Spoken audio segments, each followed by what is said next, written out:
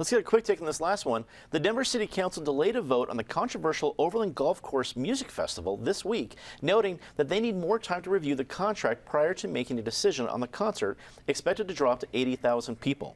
Justine, we're doing a quick take on this one. 80,000 people to a relatively quiet part of Denver. Should this be under some tighter, the contract be under some tighter scrutiny? This is a weird issue that's been going on for a long time that I kind of care and don't care about at the same time. The golf thing, depending on who's at the music festival, they don't even know who is going to be at this festival. The contract's a 92-page long contract with some numbers that I really can't figure out how it's going to be of benefit to the city. So, I mean, it's a really interesting concept bringing this whole music festival thing to this golf course.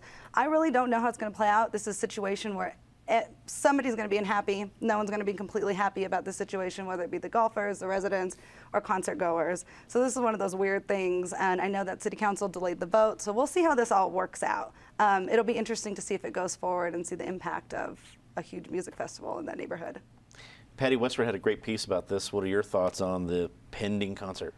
Well, there are a lot of difficulties to work out. You might remember that the city didn't allow a music festival in the city park, which is much more capable of dealing with 80,000 people showing up. Overland is a very small, hard to get to neighborhood. They're talking about a no-car event, so I guess they're going to have the buses come straight from Colfax down to the Overland neighborhood. There's some real issues that are going to have to be worked out. I don't think the golf is the issue. It's what 80,000 people in that neighborhood do, and what does the city get out of it? David, your quick take on this. It's a good idea in general to have large events because many people enjoy them, even if other people don't.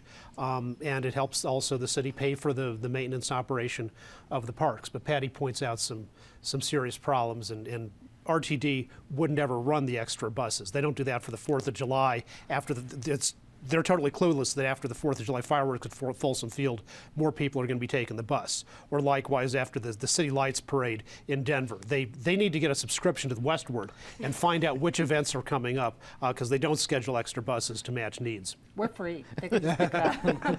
Joey, wrap it up for us. Joel Clark, this is his district. Is he in the hot seat here? Yeah, I think so. I mean, he has to answer to the people who live in that district and, you know, their voters, that this could cost him the election. And, you know, we just don't know enough about this concert to, I sympathize with, and trust me, I'm a rock and roller, as long as we can rock and roll before the 10 o'clock news.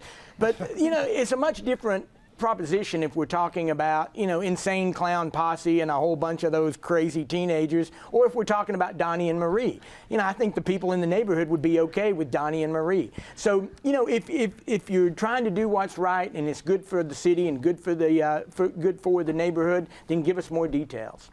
Is it going to be a little more country or a little more rock and roll? We'll need to find out.